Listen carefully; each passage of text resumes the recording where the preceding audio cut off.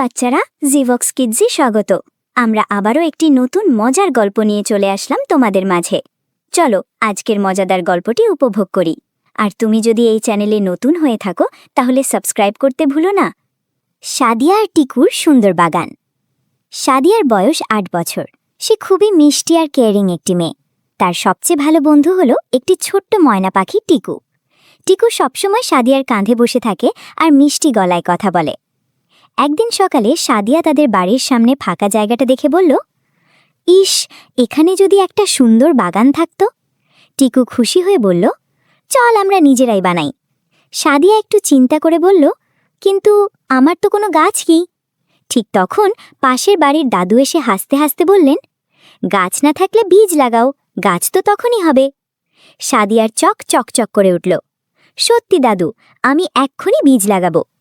সাদিয়া আর টিকু মিলে ছোট ছোট গর্ত করে বীজ লাগাতে শুরু করল। টিকু তার ছোট্ট ঠোঁট দিয়ে মাটি সরাতে সাহায্য করছিল।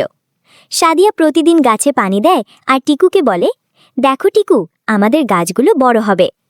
কয়েকদিন পর ছোট ছোট চারা গাছ বেরোল। সাদিয়ার আনন্দে লাফিয়ে উঠল, ইয়ে, আমাদের বাগান শুরু হয়ে গেছে। টিকু গান গেয়ে উঠল, চারা গাছ বড় হয়ে ফুল হবে আজ।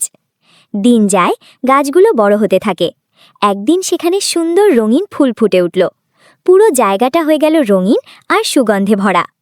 পাড়ার সবাই এসে অবাক হয়ে বলল, ওয়াও, কি সুন্দর বাগান। সাদিয়া লাজুক হাসি দিয়ে বলল, আমরা সবাই মিলে করলে আরও সুন্দর হবে। তারপর থেকে পাড়ার সবাই মিলে বাগানটা আরও বড় করতে লাগল। কেউ পানি দেয়, কেউ নতুন গাছ লাগায়। টিকু খুশি হয়ে বলল, দেখো সাদিয়া, তোমার স্বপ্ন সত্যি হয়েছে।